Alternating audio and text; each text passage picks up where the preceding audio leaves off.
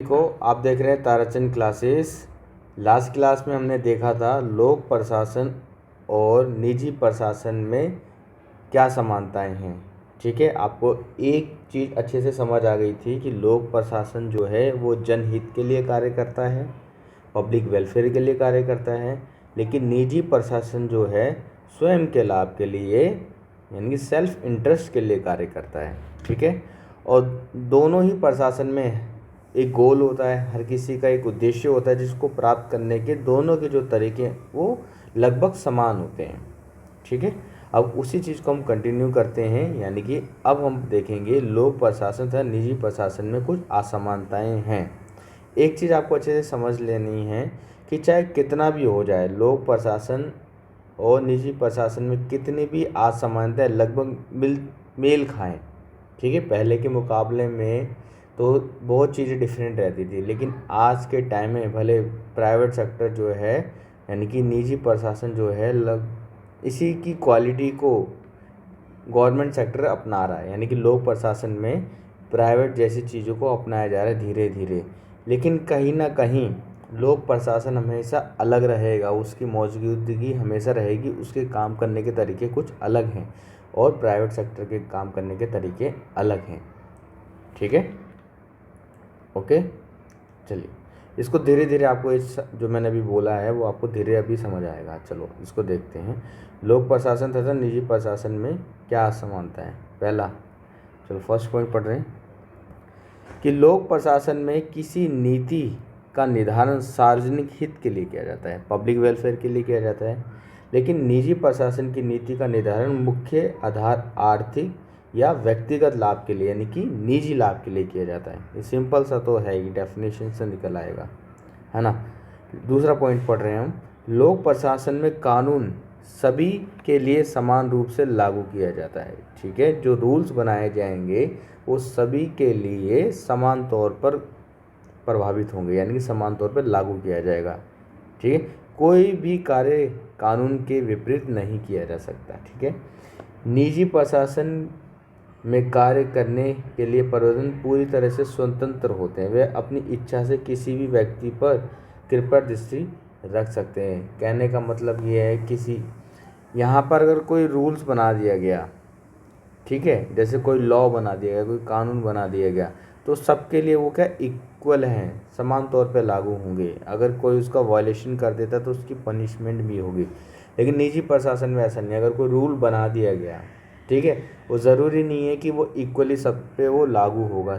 हो सकता है कि किसी ऑनर ने बनाया था, कोई रूल बनाया था कि कोई लेट नहीं आएगा, ठीक है, लेट आने पर जैसे 9 बजे की टाइमिंग है तो भाई सब 9 बजे आएंगे, कोई 10 बजे आया तो उसकी पगार काट ली जाएगी।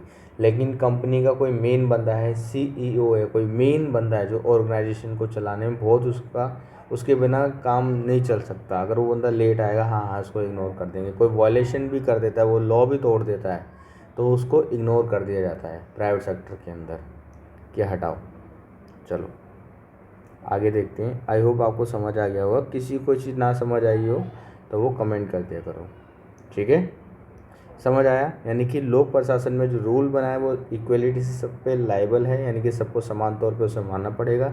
लेकिन निजी प्रशासन में ऐसा कुछ नहीं होता, भले रूल्स बना दिए जाते हैं, ठीक है, लेकिन समय के साथ वो खुद ही तोड़ देते हैं।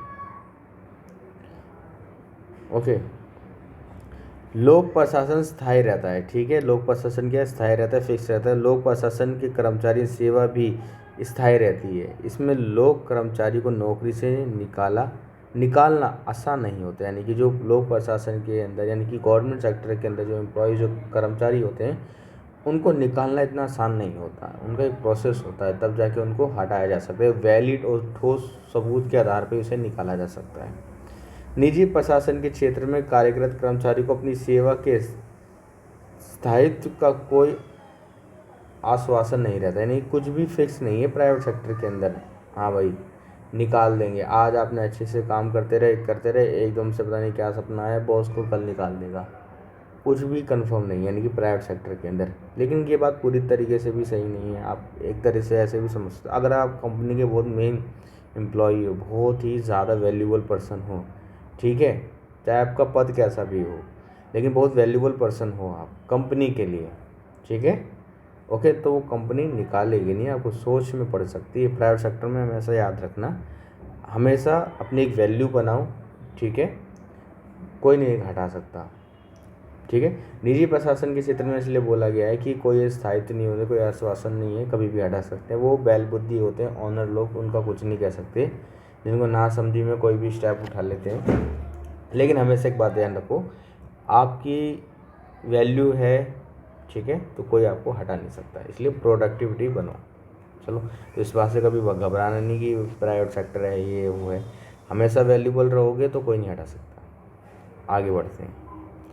लोक प्रशासन के अंतर्गत व्यापारिक व्यवहार में एक रूपता या समानता पाई जाती है। जैसे डाक क्लर्क रोजाना पासपोर्ट खरीदने वाले को उधार नहीं दे सकता। इसका सीधा सा मतलब है, कोई गवर्नमेंट शॉप है, कोई गवर्नमेंट है, उस पर रोज़ कोई बंदा आ रहा है, रोज़ सामान ले रहा है, रोज़ प्रोडक्ट ले रहा है, तो ज़रूरी नहीं कि उसको डिस्काउंट देगी गवर्नमेंट। अच्छे से लोग एक दूसरे को जानते हैं, तो ज़रूरी नहीं कि उसे डिस्काउंट मिल जाएगा। जैसे गवर्नमेंट की पार्किंग है, कोई गवर्नमेंट पार्किंग एरिया है, वहाँ पे हम रोज़ अपनी डेली कार पार्क कर रहे हैं, उसका पर डे का 40 रुपये है। ऐसा नहीं कि रोज़ गाड़ी लगा रहा है तो उसको 30 रुपये दे दो या 35 रुपये, यानी कल उधारी कर दो, ऐसा कुछ नहीं होता। गवर्नमेंट में पर डे का पर डे पैसा देना ही पड़ेगा। राशन की दुकान लिख लो, जैसे यहाँ पे एग्जांपल के लिए राशन की दुकान लिया, गवर्नमेंट शॉप लिख दिया।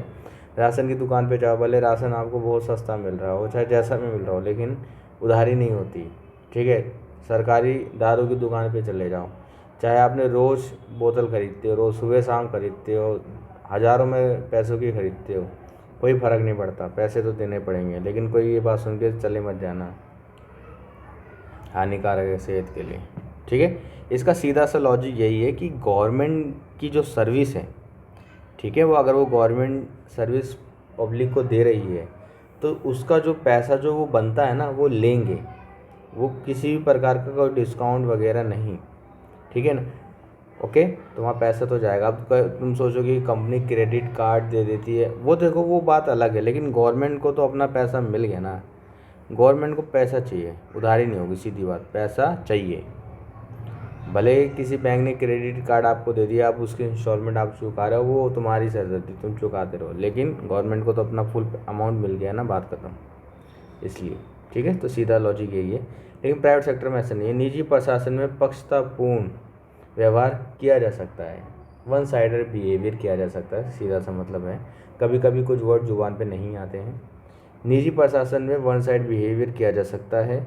उदाहरण के लिए, उदाहरण है, दुकानदार उस व्यक्ति को उधार देने में संकोच नहीं करता है जो उससे रोज़ सामान खरीदता है, ठीक है। वही चीज़ ले लो, कोई प्राइवेट शॉप है, रोज़ आ रहे हैं, डेली है, जैसे कोई शोरूम है, आपने देख लिया कि ये कस्टमर रोज़ आता है और सही पैसों की शॉपिंग करता है, तो उसे अलग अलग बेनिफिट्स दे देते हैं, ठीक है। 500 का डिस्काउंट, 1000 का डिस्काउंट, हाँ भाई कल पैसे दे देना, ये सब चीज़ें चल जाती हैं। किराना की दुकानों पे चले जाते हैं, अपने जो आसपास की दुकानें होती हैं, भाई आज पैसे नहीं है, हिसाब बना ले, महीने के आखिरी में ले लियो, ये सब यहाँ प्राइवेट में चल जाता है, ठीक है। गवर्नमेंट में ये सब नहीं चलेगा, पैसा चाहिए तो चाहिए।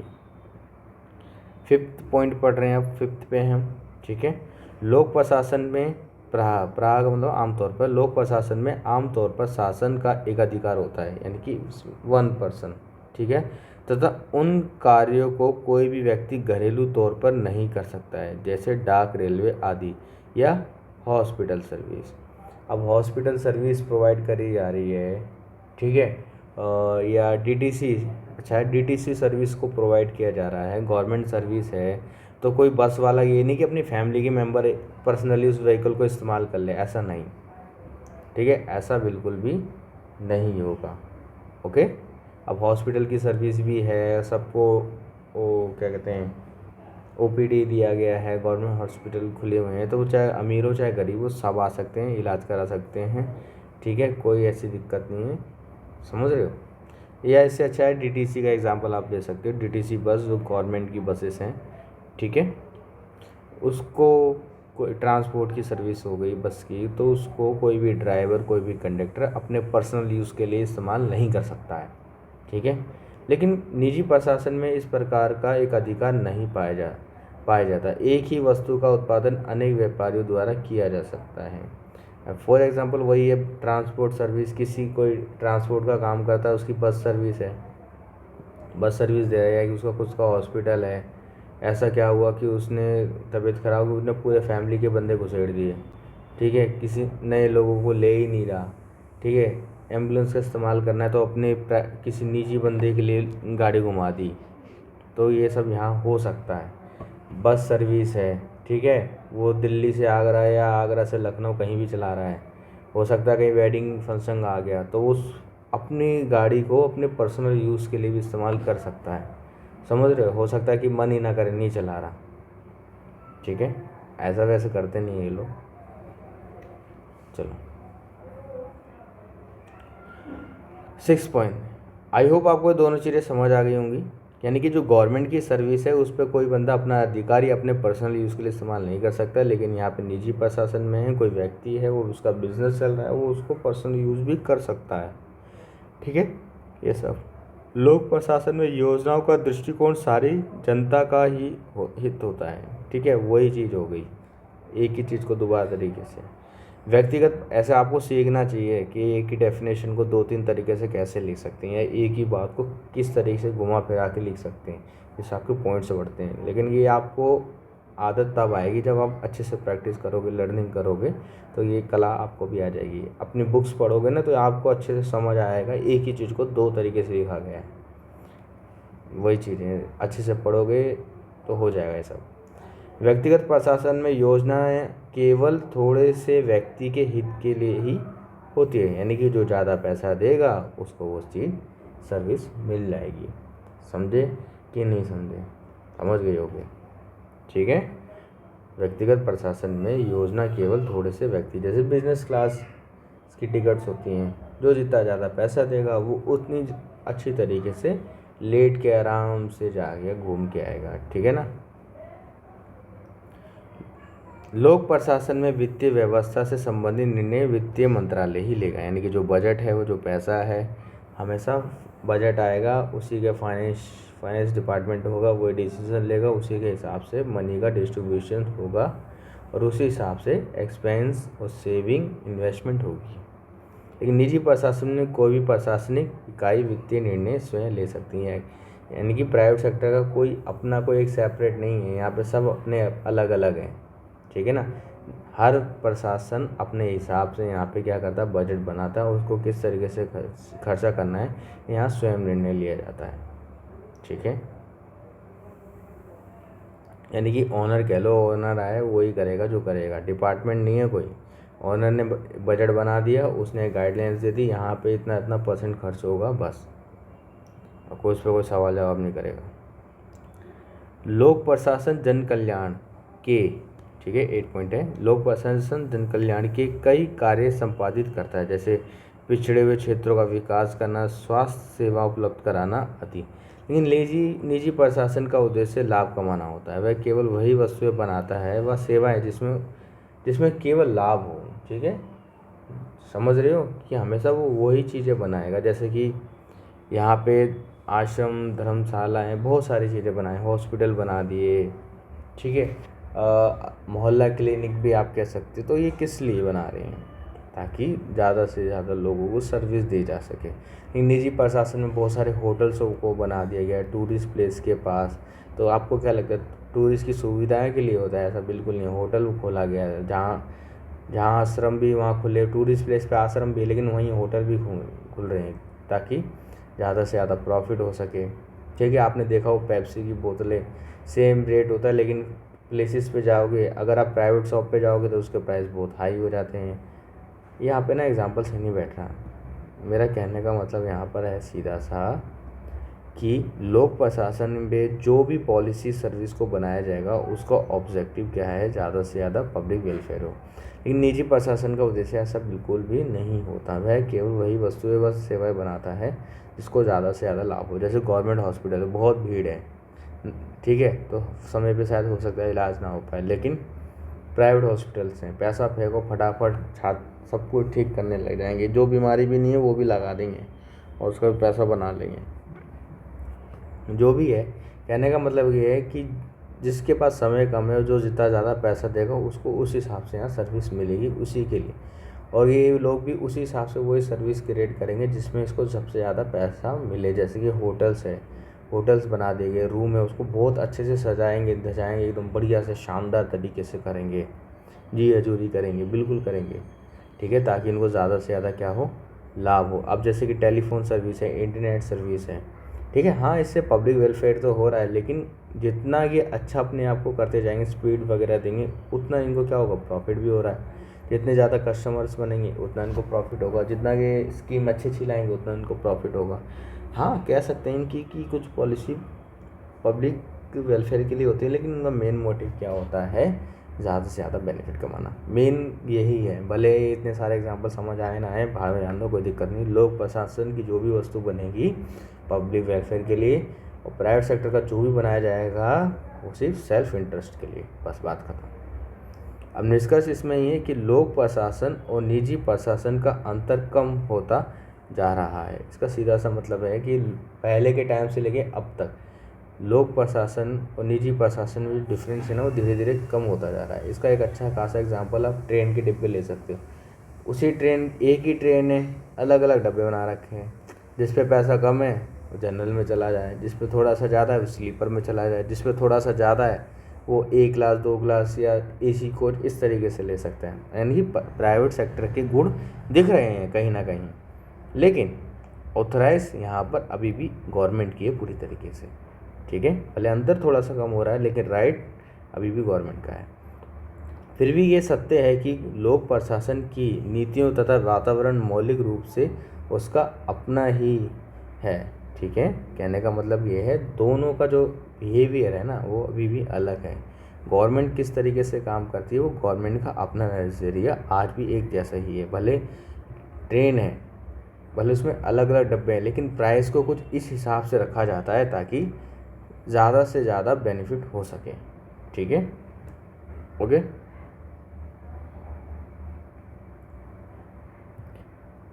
संक्षेप में ये कहा जा सकता है कि ये दोनों एक ही सिक्के के दो पहलू के समान हैं, किंतु दोनों की विशेष तकनीक है तथा अलग मूल्य हैं, जिनके कारण इनकी प्रकृति परस्पर क्या होती है, भिन्न हो जाती है। समझ रहे हो? भले चीज़ें इक्वालिटी हैं, भले एक ही चीज़ है, एक ही तरीके काम करने का है, लेकिन दोनों के मोटिव अलग हैं। एक पब्लिक वेलफेयर के लिए काम कर रहा है और एक स्वयं के लाभ के लिए काम कर रहा है कि जितनी अच्छी सर्विस देंगे उतना ज़्यादा हम चार्ज करें, सीधी सी मतलब। ओके, आई होप आपको सारा ये समझ आया होगा, ठीक है। किसी को कोई डाउट हो तो वो कमेंट करके पूछ सकता है, ठीक है। जितना भी सारी चीज़ें लिखी जाती हैं उनको नोट कर लिया करें।